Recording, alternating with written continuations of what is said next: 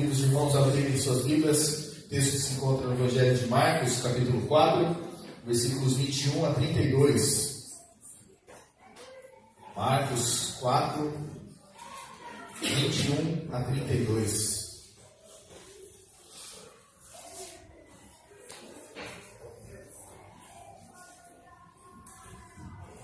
Fechado? Amém? Quem achou aí, diga um amém. Tem ali projetado, né? Tem gente que achou ali na tela, né? Eu vou dar um puxão de orelha para quem achou só na tela ali, viu? A tela é só para os visitantes, para quem não traz Bíblia, para quem não tem a Bíblia em casa, né? Agora a gente que é crente de igreja, tá ficando vermelho, né, Rosa? Agora a gente que é crente, velho de igreja, a gente tem que andar com a nossa Bíblia do lado do braço, viu, irmãos? Essa aí é uma marca nossa, né? Quer dizer que o fato de a gente andar com a Bíblia embaixo do braço vai fazer com que a gente seja salvo. Mas a gente sabe que ali dentro tem palavra de Deus para a nossa salvação. O Evangelho é o poder de Deus para a salvação. Né? Então a gente tem que carregar a Bíblia, tá bom? É importante a gente ter ela na mão, porque uma hora a internet vai falhar, uma hora a energia vai acabar, uma hora o data show para de funcionar, mas a folha não falha. Até que bom, né? Folha não falha. Isso aí vocês vão gravar agora, né? Então, domingo que vem, quem não tem Bíblia, traga, providencie. Se você não tem condição de providenciar uma Bíblia, procura o pastor, o diácono, o presbítero, que a igreja vai dar uma Bíblia para você. Tá bom? A gente tem que estar afiado na palavra de Deus. E é sobre isso que a gente vai falar hoje. Sobre a palavra de Deus. Marcos 4, a partir do versículo 21 ao 32, diz assim: também lhes disse: Vem porventura a candeia para ser posta debaixo do alqueire ou da cama? Não vem antes para ser colocada no velador? Pois nada está oculto, senão para ser manifesto, e nada se faz escondido, senão para ser revelado. Se alguém tem ouvidos para ouvir, ouça. Então lhes disse: atentai no que ouvis. Com a medida com que tiverdes medido, vos medirão também. E ainda se vos acrescentará. Pois o que tem se lhe dará, e ao que não tem, até o que tem lhe será tirado. Disse ainda: o reino de Deus é assim como se um homem lançasse a semente à terra, depois dormisse e se levantasse, de noite e de dia, e a semente germinasse e crescesse, não sabendo ele como. A terra por si mesma frutifica, primeiro a erva, depois a espiga e por fim o grão cheio na espiga. E quando o fruto já está maduro, logo se lhe mete a foice, porque é chegada a ceifa. Disse mais: ao que assemelharemos o reino de Deus? Ou com que parábola o apresentaremos? É como um grão de mostarda, que quando semeado é menor de todas as sementes sobre a terra. Mas uma vez semeado, cresce e se torna maior do que todas as hortaliças, e deita grandes ramos, a ponto de as aves do céu poderem aninhar-se à sua sombra. Até aí, vamos orar mais uma vez? Pai Santo, obrigado, Deus, pelo privilégio de poder meditar agora na Tua palavra. Mas sabemos, ó Deus, que se não for a Tua iluminação, ó Deus, serão apenas palavras. Mas cremos, ó Deus, que o Senhor é quem faz com que elas fiquem guardadas no nosso coração. E te pedimos, ó Deus, sabedoria. Te pedimos entendimento para entender o que o Senhor tem preparado para nós essa noite. Para que a gente possa sair daqui, ó Deus, não como chegamos.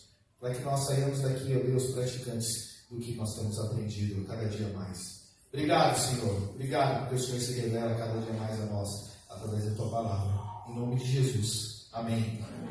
Muito bem. Estas 3 parábolas estão num grupo aqui de 4 parábolas, né? A primeira parábola desse grupo aqui no capítulo 4 é aquela parábola do semeador. Muitos de nós conhecemos, nós vamos fazer a lição bem rapidamente dela mais para frente. E depois Jesus continua contando essas outras parábolas. Parábola da candeia, parábola da semente, parábola do grão de mostarda. O que é uma parábola, né? Para você que talvez não tenha tanta familiaridade com essa palavra, né? A parábola é uma história usada para contar ou para trazer algum tipo de ensinamento. É como se contasse uma história e depois tivesse uma moral daquela história. E Jesus Cristo fez muito isso. Jesus Cristo ensinou muitas vezes através de parábolas, né? Jesus contava essas parábolas para ensinar sobre o Evangelho, para ensinar sobre o reino de Deus aos seus discípulos, e essas parábolas não necessariamente precisam ser histórias verídicas, né? Podem ser histórias inventadas, mas sempre com esse final, com esse fundamento de quem é Deus, do reino de Deus, do que Deus espera para cada um de nós. Era um jeito mais fácil de Jesus ensinar. Afinal, Jesus era um grande perito em ensinar sobre as coisas concernentes ao reino de Deus. E é sobre isso que nós vamos falar hoje. Jesus, ele começa a pregar essa parábola e ele usa alguns elementos que são muito familiares para aquelas pessoas que estão ouvindo. Porque aquelas pessoas que estão ali juntos com Jesus, ouvindo essas histórias, são pessoas que vêm de um contexto agrícola. Pessoas que sabiam muito bem o que era plantar uma semente. Pessoas que conheciam muito bem o grão de mostarda. Pessoas que sabiam a necessidade de se ter uma candeia dentro de casa e onde se colocar a candeia dentro de casa. Então, quando Jesus começa a falar isso, é muito claro, é muito nítido para essas pessoas o que Jesus tem preparado para elas. Ele contou, como eu já disse, 4 parábolas. A primeira parábola, essa parábola do semeador, agora vocês vão lembrar, vou refrescar a memória de vocês, é aquela parábola onde Jesus conta que a pessoa saiu andando pelo caminho e algumas sementes saiu caindo pelo caminho. Uma caiu à beira do caminho, logo ela não germinou. A outra caiu no solo rochoso, e aí aquela semente começou a germinar, mas logo o sol veio e queimou. A outra caiu no espinho e foi sufocada. E a última caiu em terra boa. E essa terra boa aí frutificou aquela semente, né? E cresceu muito. E essa parábola ela fala sobre a resposta do homem à palavra de Deus, ao que Deus tem preparado para nós, ao modo que Deus revela a nós a palavra dele. E nós sabemos muito bem onde nós encontramos a palavra de Deus. Aonde nós encontramos? Ninguém sabe. Na Bíblia. Amém? Amém. Então vamos lá falar bem alto, né? Onde que a gente encontra? Na Bíblia. A Bíblia contém a palavra de Deus ou ela é a palavra de Deus? Ela é a palavra de Deus. Existem pessoas que vão dizer que a Bíblia contém a palavra de Deus, que algumas coisas que estão na Bíblia não são palavra de Deus. Mas nós cremos que, do começo ao fim, de capa a capa, tudo que está escrito é a palavra de Deus, é a palavra inspirada por Deus. Não que Deus tenha sussurrado no ouvido de cada um dos escritores dos 66 capítulos, mas Deus vai trabalhando e levando aquelas pessoas a experimentarem desse cuidado de Deus, dessa bondade de Deus, como nós acabamos de cantar, e impulsionados a escrever o que elas têm experimentado de Deus. E por isso, então, nós temos a Bíblia hoje nas nossas mãos, crendo que Deus é quem conduz todas as coisas. Como que Deus se revela para nós desde o Gênesis até o Apocalipse. Como nós podemos enxergar a figura de Jesus desde o Antigo Testamento, principalmente no Novo Testamento, onde é o ápice da revelação de Jesus Cristo para cada um de nós. Então, essa é a palavra de Deus. O texto continua falando sobre a candeia, né? E é essas outras 3 parábolas que nós vamos meditar, e ele traz a ideia de como a palavra de Deus é luz para todos nós. A parábola da semente, que trata da natureza, do poder da palavra de Deus, e a parábola do grão de mostarda, que fala da capacidade extraordinária do crescimento dessa palavra e estabelecendo cada vez mais o reino de Deus aqui na terra. Então é sobre isso que nós vamos meditar hoje, em cada uma dessas 3 parábolas, e vamos entender o que Deus tem preparado para nós nessa noite. Por isso eu peço que você preste bastante atenção, para que a gente possa reter o máximo desse conhecimento, para que a gente possa aprender o máximo da palavra do Senhor. Primeira coisa aí, então, a palavra de Deus é luz para as nossas vidas. É a parábola da candeia, os versículos 21 a 25, vou ler novamente. Diz assim: também lhes disse: vem porventura a candeia para ser posta debaixo do alqueire ou da cama? Não vem antes para ser colocada no velador? Pois nada está oculto, senão para ser manifesto, e nada se faz escondido, senão para ser revelado. Se alguém tem ouvidos para ouvir, ouça. Então lhes disse: atentai no que ouviste. Com a medida em que tiverdes medido, vos medirão também. e ainda se nos acrescentará. Pois ao que tem lhe será dado, e ao que não tem, até o que tem lhe será tirado. Para nós entendermos um pouco mais sobre essa parábola, é importante a gente saber o que é candeia. Todos aqui sabem o que é uma candeia? Imaginam o que é uma candeia? Tem aquelas pessoas que cresceram aí, talvez no contexto da roça, né? Sabem muito bem o que é isso. Eu me lembro de ir na casa do meu avô e lá não tinha eletricidade. E nós, para iluminarmos todo o ambiente daquela casa, né? Uma casa escura, feita com um reboco de barro, né? E ali naquele lugar, a única luz que tinha era ou a do lampião ou a da lamparina, né? Talvez a lamparina, aí alguns saibam, as crianças acordavam, então os adultos acordavam no dia seguinte que a lamparina ficou acesa a noite toda, com o nariz todo preto, né? Por causa do querosene que era colocado ali dentro, né? E ficava aquela fumacinha preta, né? Saindo. Mas onde que se colocava aquela lamparina? Se colocava num lugar baixo na casa?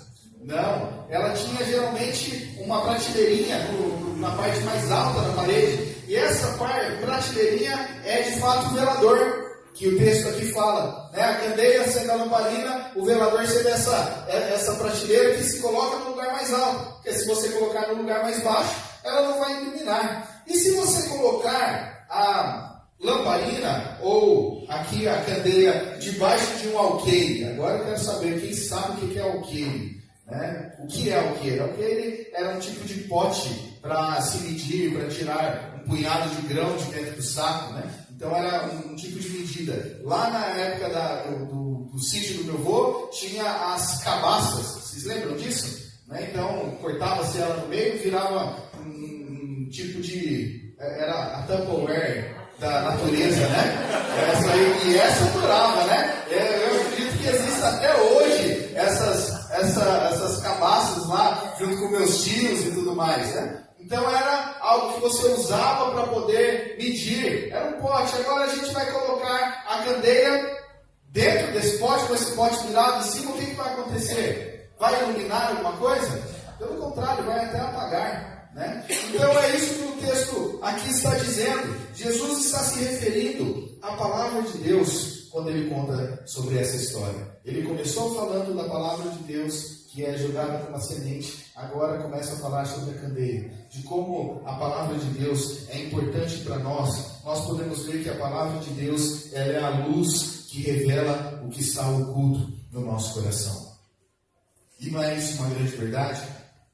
Hoje eu comentava com os jovens na sala, e a gente falando sobre as lutas contra o pecado e como lutar contra o pecado. E nós conversávamos e falávamos da necessidade de se ler a palavra de Deus. Porque quanto mais nós nos enchemos da palavra de Deus, mais nós somos confrontados com aquilo que nós fazemos. Às vezes estamos praticando coisas que nem imaginamos que estamos fazendo e que isso tem desagradado a Deus. E quanto mais nós somos confrontados, mais nós transformamos a nossa vida. Eu comentava que esta semana eu estava lendo texto de Provérbios, né? E Provérbios me marcou demais, né? A Camila não aguenta mais eu falar sobre Provérbios lá em casa, né? Porque Provérbios fala muitas vezes, né? Eu vou citar esse versículo, é a última vez, eu prometo, tá? Ele fala que é melhor você morar numa caverna do que com uma mulher briguenta dentro de casa, né? E eu falei muito para ela, falou, Pedro, só tinha isso lá no Provérbios? Não tinha mais outro versículo, né? Mas tinha outros versículos, né? Que os outros confrontam mais a gente, né? É mais fácil a gente apontar para o outro, né? Revelar, né? Chegar com a Bíblia como a luz e revelar os defeitos dos outros. Não que a Camila seja briguenta, tá? É isso que eu estou falando para irmãos. Mas é mais fácil nós apontarmos o defeito do outro do que e quando nós somos confrontados com os nossos, nós ficamos quietinhos. Né? Mas a gente precisa mudar também. Porque Provérbios vai falar sobre o quê? Sobre sabedoria. Provérbios vai falar sobre o quê? Sobre a preguiça de nós trabalharmos. Nós temos o temor do Senhor, que é o princípio da sabedoria. E ela vai tratar tantos outros assuntos que é muito importante. E eu lancei um desafio para os jovens e lanço esse desafio para a igreja também. Agora, terça-feira, será o primeiro dia do mês de agosto, né? Dia 1º de agosto. E esse mês é de 31 dias. E o livro de Provérbios são 31 capítulos. Então leia um capítulo por dia, coloque esse propósito na sua vida e leia com tranquilidade. Você vai gastar 5 minutos para ler ali um capítulo por dia, mas leia com tranquilidade. Procure uma versão da Bíblia que seja mais fácil de você entender. Eu sugiro a nova versão transformadora, a NVT, que ela é muito clara na sua exposição ali, né? Então procure, faça isso e você vai ver como você vai ser confrontado. Como que a palavra de Deus é luz no nosso coração, como ela vai revelando como nós somos maus. Porque às vezes, e até quando a gente vem para a igreja, né, a gente se arruma todo, se olha no espelho e fala, nossa, como eu estou bonito, como eu sou tão elegante, né? E a gente esquece que por dentro, quem nós somos de verdade.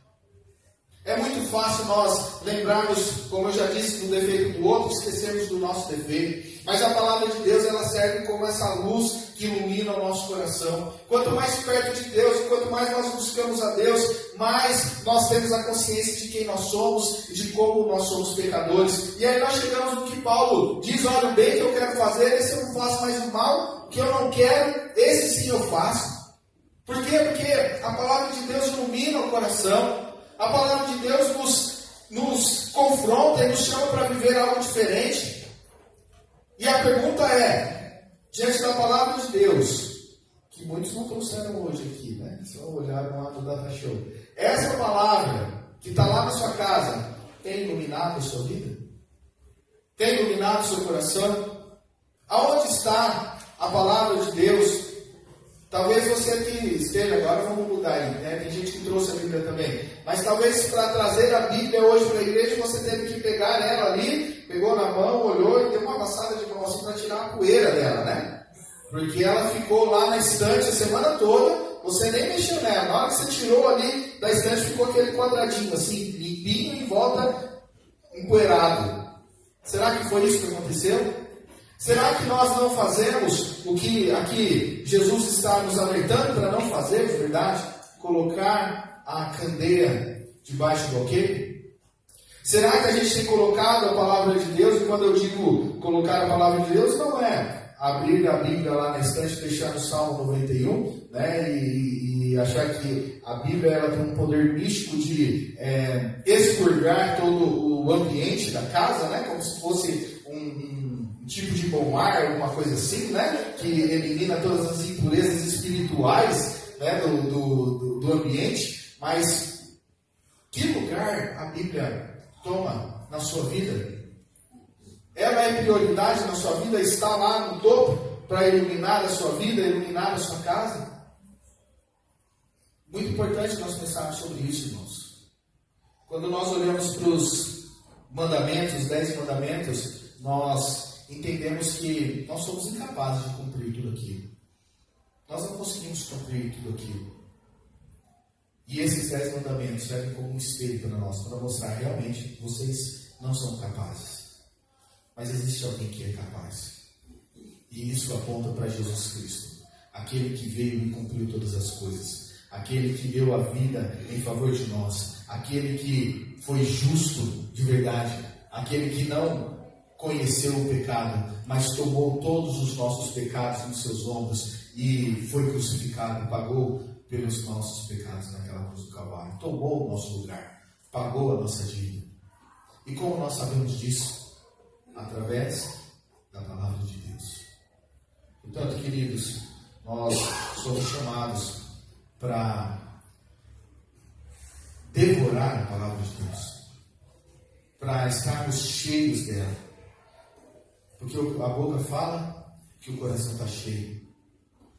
Se nós não nos alimentamos com a palavra de Deus, quais são as outras coisas que nós temos buscado e temos nos alimentado?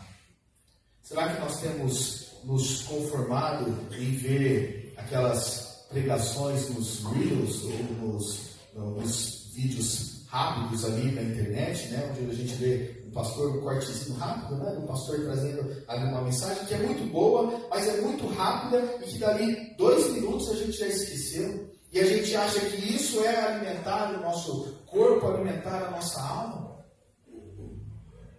Alimentar a alma, alimentar e crescer, buscar crescer espiritualmente, está intimamente ligado à leitura da palavra de Deus. E nós sabemos muito bem do país que nós vivemos, infelizmente a leitura não foi tão incentivada. E hoje em dia também, não sei se é tanto mais incentivada. E o brasileiro tem dificuldade em relação à leitura. Mas a gente precisa lutar contra isso. A gente precisa buscar cada vez mais enxergar esse Deus através da palavra dele.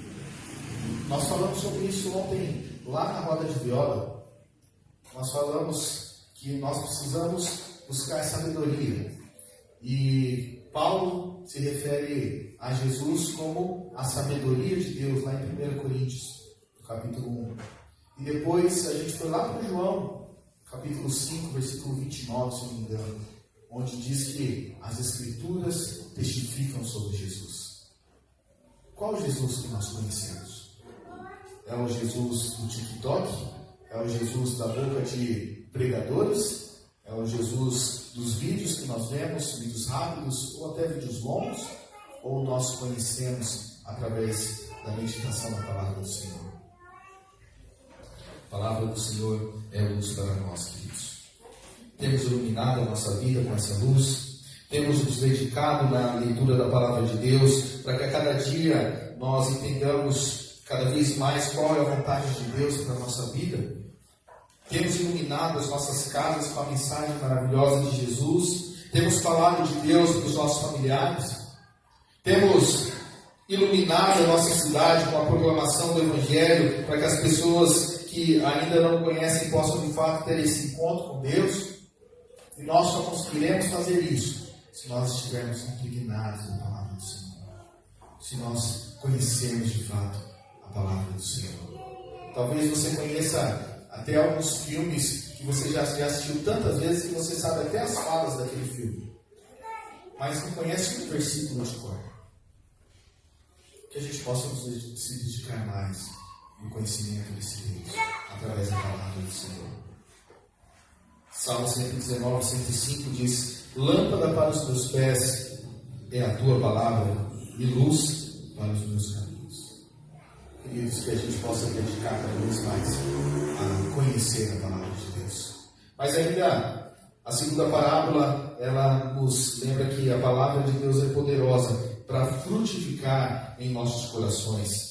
O texto que nós lemos diz assim: disse ainda, o reino de Deus é assim como se um homem lançasse a semente à terra, depois dormisse e se levantasse, de noite e de dia, e a semente germinasse e crescesse, não sabendo ele como. A terra por si mesma frutifica, primeiro a erva, depois a espiga e por fim o grão cheio na espiga.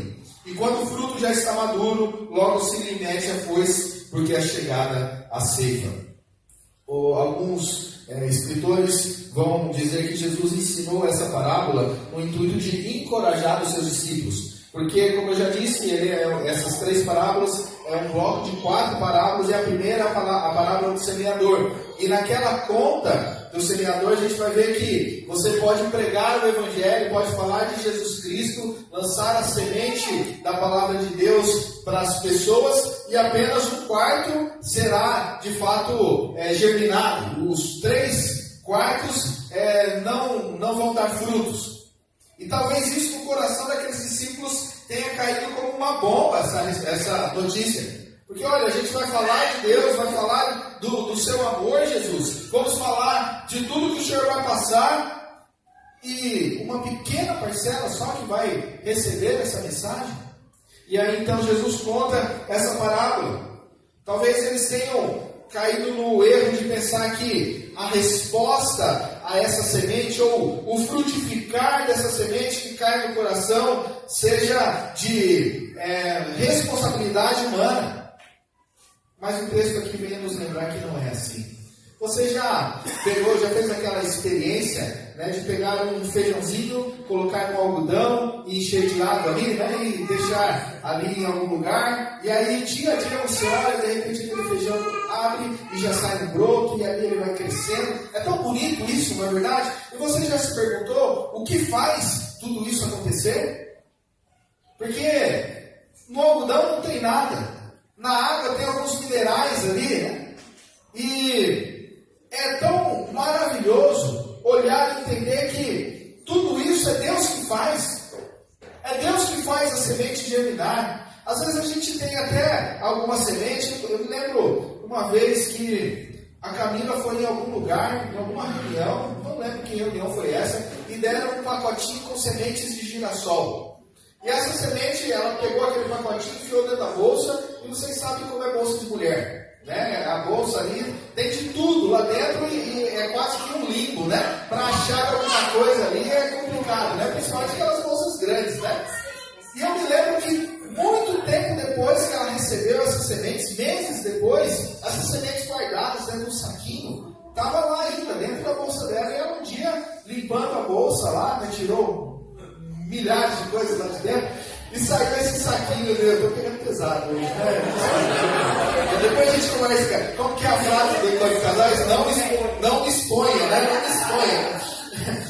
Mas depois de alguns meses, ela abriu essa semente e a gente plantou esse girassol. E não é que aquilo lá germinou? Uma coisa que parece que já não tem vida nenhuma. E nasceu. E a gente fica se perguntando como que isso acontece. E a gente lembra até da música que cantamos hoje. É a bondade de Deus. É o poder de Deus.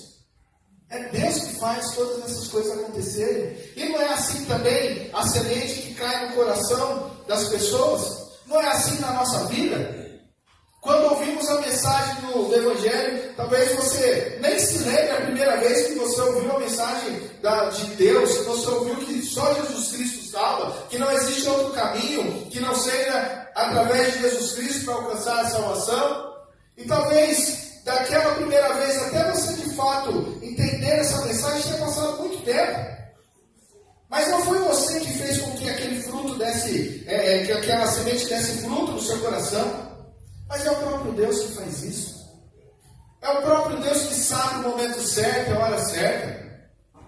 Eu sou fruto disso. Meus pais me criaram dentro da igreja presbiteriana. Aos 17 anos eu já não queria saber de nada. Gostava muito de carro, né? Isso diminuiu hoje, né? Eu já não gosto mais, brincadeira, eu gosto muito de carro. Né?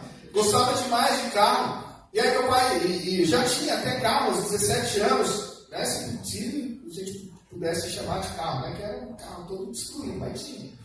E eu me lembro que meu pai me chamava para ir para a igreja, eu não queria ir de jeito nenhum. E aí nesse dia, no domingo, ele falou assim, vamos para a igreja? Meu pai, hoje eu não vou não. Meu pai falou, vamos que eu deixo você dirigir o meu carro. Dirigir um mãozão do meu pai, vai ser demais, né? E aí eu fui, por causa do carro. Já tinha ouvido a mensagem do Evangelho. Essa semente já tinha sido plantada no meu coração desde pequenininho. Não que eu tenha crescido muito, mas desde pequenininho. Desde bebezinho, ouvindo a palavra de Deus. E ali nesse culto eu tive o convite para ir para um acampamento, um retiro de carnaval. Fui nesse retiro e ali também não estava interessado no retiro, estava interessado em conhecer pessoas. Né? E lembro que na penúltima noite do acampamento, o pastor pregou e aquela palavra veio de encontro no coração. Aquela semente que tinha sido plantada lá atrás começou a frutificar. E ali eu não pude dizer não à mensagem de Deus. Deus é bom demais, irmãos. É Ele quem faz a semente nascer. É Ele quem faz a semente frutificar. E isso nos traz um pouco de alegria, nos traz muita alegria, por saber que às vezes temos familiares que ainda não se entregaram a Jesus. E que nós já falamos do amor de Deus para eles. Mas ainda eles não entenderam. Mas o que nos conforta é saber é que Deus é que faz germinar essa semente. Deus é quem faz frutificar. E no tempo certo essa semente dará fruto. Versículo 6 mostra que para que a semente floresça é preciso que seja semeada. É nosso papel semear essa semente no coração das outras pessoas também. 1 Coríntios 3, 6 a 9 diz: eu plantei, Apolo regou, mas o crescimento veio de Deus, de modo que nem o que planta é alguma coisa, nem o que rega, mas Deus que dá o crescimento. Ora, o que planta e o que rega são um, e cada um receberá o seu galardão, segundo o seu próprio trabalho. Porque de Deus somos cooperadores, lavoura de Deus, edifício de Deus sois vós.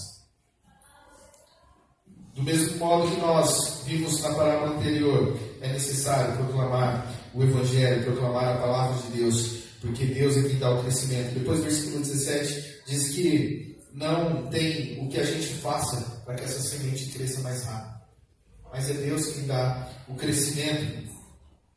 E por isso a gente pode ficar tranquilo. O nosso papel é lançar a semente.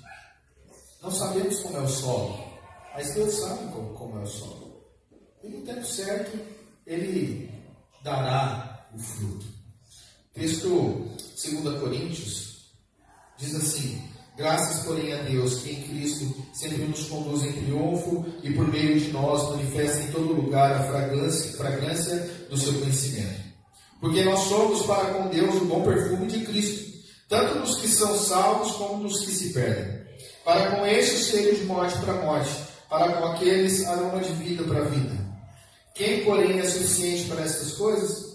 Porque nós não estamos, como tantos outros, mercadejando a palavra de Deus. Antes, em Cristo é que falamos na presença de Deus, com sinceridade e da parte do próprio Deus. O que esse texto está querendo dizer? Que o nosso papel não é fazer dar fruto. Nosso papel é pregar o Evangelho. Nós somos o bom perfume de Cristo. Quem aceitar a mensagem do Evangelho que nós propagamos, esse aroma vai ser aroma de vida. Mas quem negar essa mensagem do Evangelho vai ser aroma de morte. Mas não somos nós que decidimos, é Deus. O nosso papel é ser esse semeador. O nosso papel é falar da palavra de Deus, é pregar a palavra de Deus.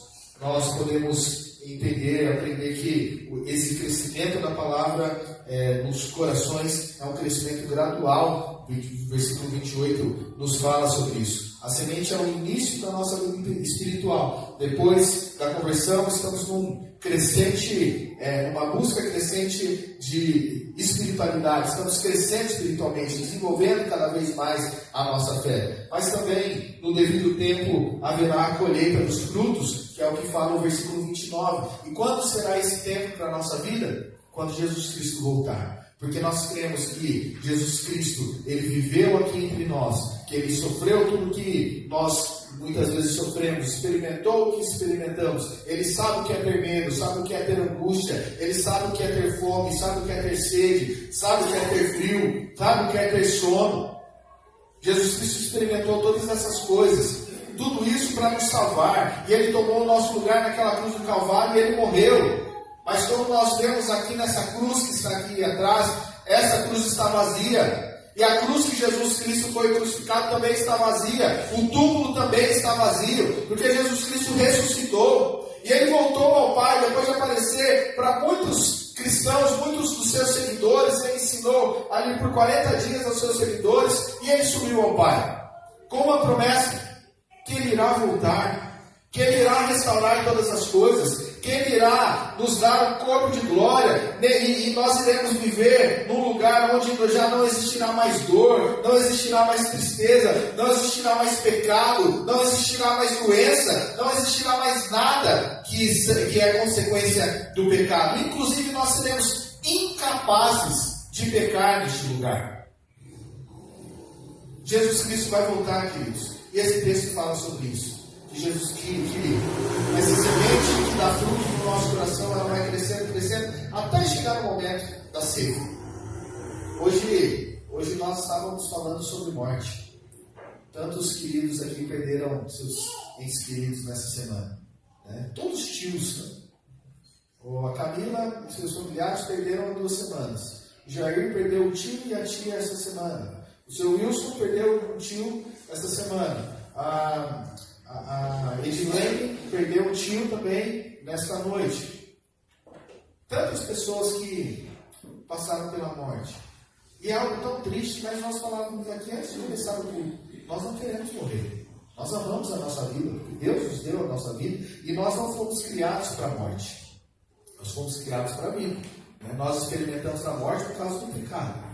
Mas a verdade também é que quando nós fechamos os nossos olhos aqui, nós já abrimos os nossos olhos na glória eterna com o Pai. Para nós que cremos em Jesus Cristo como Senhor e Salvador, a morte para nós é uma promoção. Nós saímos do sofrimento para entrar na glória eterna com o Pai.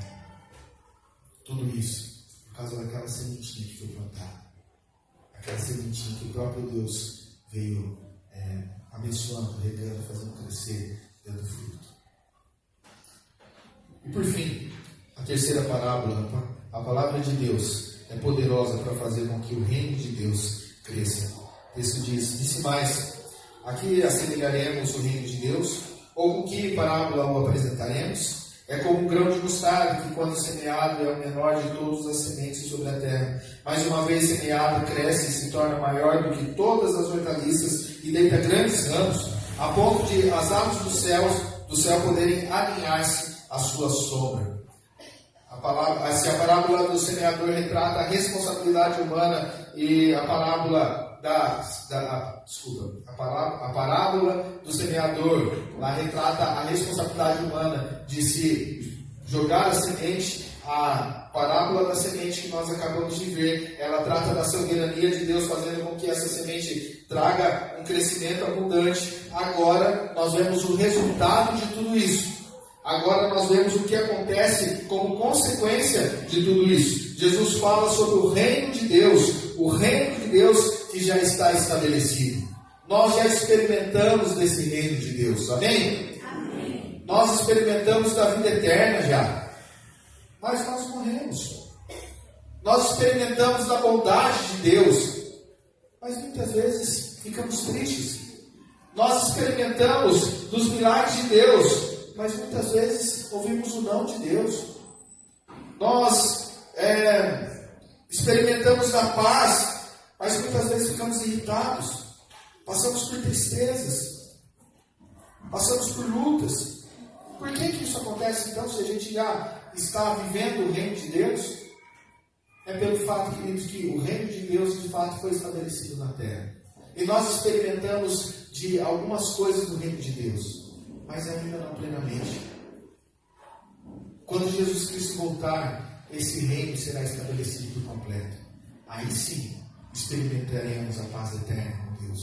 Aí sim, experimentamos da vida eterna, onde já não vai haver mais morte. Aí sim, não viveremos mais em guerra, não teremos mais lutas. Quando Jesus voltar, todo o seu reino será plenamente estabelecido. Não viveremos mais com o pecado, nem com os males que o pecado traz para a nossa vida. É isso que Jesus está dizendo aqui. Que o reino de Deus começa com um início tão pequeno, e que aos olhos de muitos esse início não daria em nada. O Criador de todo o universo nasceu numa manjedoura. Você sabe o que é uma manjedoura? Vamos voltar lá no contexto da roça. Lembra do coxo, onde ele colocava comida para o animal comer? Isso é uma manjedoura. Jesus Cristo nasceu numa manjedoura. Não tinha o berço padrão americano. Não tinha um colchão de densidade 90, 120 para trazer mais conforto. Era palha. Jesus Cristo nasceu em uma família que era pobre. Cresceu como carpinteiro. Não tinha onde reclinar a cabeça. Os apóstolos de Jesus não eram os grandes eruditos da época, não eram os mestres da lei, os escribas, mas eram homens iletrados, pescadores. O Messias, o Rei dos Reis, foi entregue na mão de homens, foi preso por homens, torturado, crucificado, foi massacrado. A mensagem da cruz, e nós sabemos que a morte de cruz era a morte mais humilhante que existia naquela época. E foi a morte que Jesus experimentou. Portanto, essa mensagem da cruz para os judeus era loucura. Ninguém entendia isso. Todas as coisas do reino para o mundo era uma fraqueza. Isso não ia dar em nada. E aí Jesus faz essa comparação. Olha, você já viu o grão de mostarda? Você já mostarda é a menor semente que tem, era tão pequenininha, era pela internet. E eu tive o prazer de ver lá no Museu da Bíblia em São Paulo. Uma vez nós fomos para lá e vimos. Era bem pequenininha, parece um gergelim, tão pequenininho. E quando ela é plantada, ela vai crescendo e crescendo, e ela vira uma árvore gigante, frondosa, que dá sombra para muita gente. E assim o reino de Deus começou tão pequenininho. Começou lá com 12 apóstolos. Quem diria que com 12 homens lá atrás o Evangelho chegaria a nós hoje? Nós estamos aqui reunidos em um número razoável, não estamos com a igreja cheia, mas olha como a mensagem de 12 pessoas lá atrás impactaram a nossa vida. Agora vamos juntar as igrejas de Hortolândia, vamos falar só da presbiteriana, né? Se nós juntarmos já vai dar um bom número. Se nós juntarmos as presbiterianas de Campinas, as do estado de São Paulo, a do Brasil, juntarmos todas as igrejas do mundo, que maravilha, irmãos. Através de 12 nomes, essa mensagem foi propagada. O Evangelho foi crescendo, foi propagado. E aí veio a perseguição, e falaram: agora a gente vai calar os cristãos, agora esse Evangelho vai acabar. E de repente, conforme aquelas pessoas iam sendo mortas por não negar a fé em Jesus Cristo, quando um mártir era morto, outros 10 que não tinham se rendido a Jesus Cristo começavam a crer em Jesus Cristo. Existe uma frase de um dos pais da igreja que diz que o sangue dos mártires é a sementeira do Evangelho. Então, quando um morria, outros muitos se convertiam, e assim o Evangelho foi crescendo e foi sendo propagado. A igreja cresceu em Pentecostes, milhares de pessoas se rendendo seu coração ao Evangelho, a igreja se expandindo na Ásia, na África, na Europa, chegando até aqui e indo para os confins da terra. Que maravilha, irmãos! Esse é o reino de Deus, e é o dono desse reino que nós servimos, e nós os chamamos de Senhor, mas ainda temos uma palavra que nós podemos usar, que nos traz mais intimidade com Ele: Pai, Ele é o nosso Pai. E como nós conhecemos esse Pai? Através da palavra dele. É assim que Ele fala conosco. Portanto, queridos, que a gente possa cada vez mais nos dedicar ao conhecimento desse Deus, porque a palavra de Deus é luz para a nossa vida. A palavra de Deus, ela impacta a vida de outras pessoas, e Ele mesmo faz com que essa palavra germine no coração das outras pessoas. E através da pregação dessa palavra, através de nós guardarmos essa palavra no nosso coração, para que a gente não peque contra Deus, o reino de Deus vai sendo cada vez mais expandido, vai crescendo cada vez mais. E você pode ser usado na expansão desse reino, falando do amor dele, e outras pessoas vão sendo impactadas. Hoje, infelizmente, existe um dado que as igrejas estão diminuindo. Na Europa, o berço da reforma protestante, muitas daquelas igrejas hoje se tornaram bares, boates. Mas a grande verdade que ninguém conta é que a igreja de Jesus vai muito bem. A igreja de Jesus está crescendo cada dia mais. A igreja de Jesus está sendo fortificada cada vez mais. E quando eu digo igreja de Jesus, não é a placa que está aí fora, mas é a igreja de Deus. Aquela que é firmada em Jesus Cristo, a rocha, a pedra fundamental. Essa igreja vai muito bem, a cada dia crescendo mais. Que a gente possa, queridos, cada vez mais nos dedicar no conhecimento desse Deus. Buscar aprender mais desse Deus, ser confrontado com esse Deus, através da meditação da palavra dele. Amém? Amém.